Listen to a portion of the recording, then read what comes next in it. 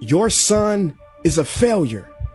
He's barely passing my class, and with grades like this, I'm just not sure what kind of future he's gonna have.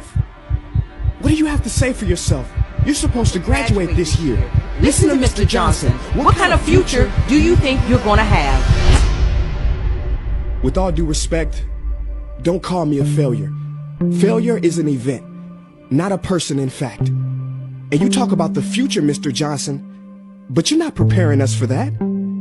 Excuse me? Just listen to what I'm saying. This should be good. Would you agree that in the future, most careers will become automated? Yeah, so? So the people who succeed will have to be curious, innovative, with resilience to adapt to new changes. What's your point?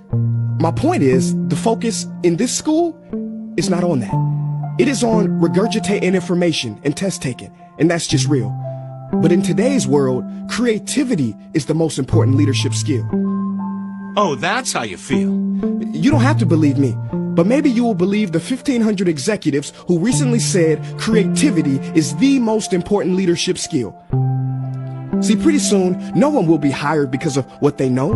Because who cares what you know or if you've memorized a fact? We've got Google and Siri for that. In the future, people will be hired because of what they can do with their knowledge. Can they creatively solve real-world problems, not just follow instructions or directions and bubble in multiple choice questions?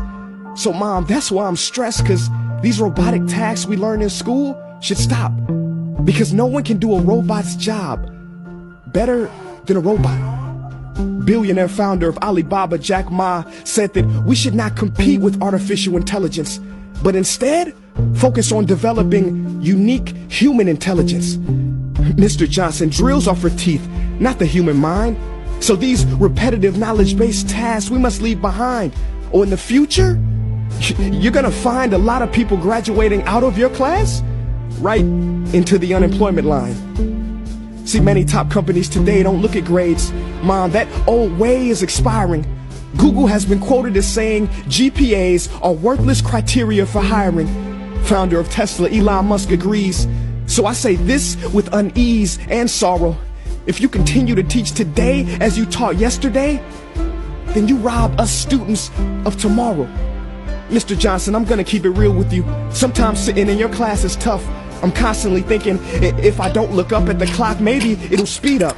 So I listen to you, do my work, and pay attention, feeling like an hour had to have gone by. But it was only 3 minutes. So if you wonder why we're bored in class, look, you want to get a kid to hate reading? Give them this, a school textbook. And some people think it's our fault, and that hurts me.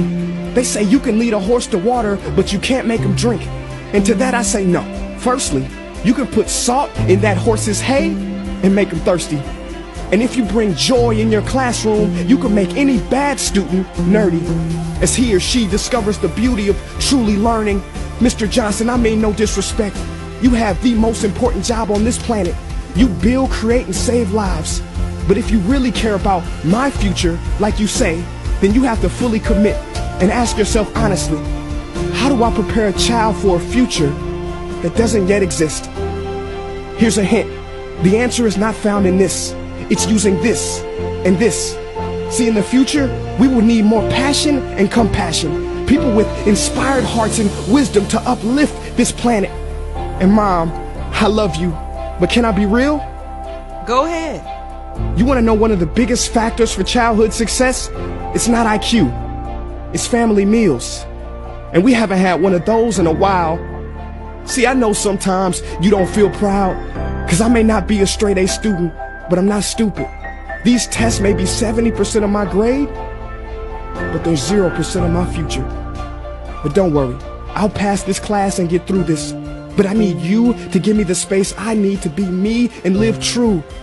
Because the best feeling in the world is that your own parents get you. There's a passage in a book called The Prophet by Khalil Gibran. And if you don't mind, I'd love to share it with you. Go ahead. See, he says, your children are not your children. They are the sons and daughters of life longing for itself. They come through you, but not from you. And though they are with you, they do not belong to you. You may give them your love, but not your thoughts, for they have their own thoughts. You may house their bodies, but not their souls, for their souls dwell in the house of tomorrow. So, Mom, I'd appreciate it if you give me the love that I need to pursue my dreams. See, if we are to succeed, all three of us need behavior change on all fronts. We talk about the future, but the future is now, and it is created now by all of us. I've never heard you speak like that before. Yeah, I didn't know. But I'm going to reach out to administration and try to change some things. You have my word.